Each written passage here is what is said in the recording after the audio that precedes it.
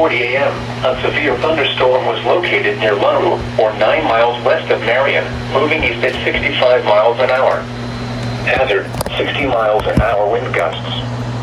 Source, radar indicated.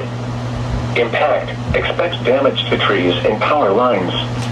Locations impacted include Marion, Mount Gilead, Cardington, Prospect, Larue, Morrill, Waldo, Chesterville, Caledonia, New Bloomington, Edison, Greencamp, Fulton, Iberia, Shaw, and State Route 229 at US Route 23.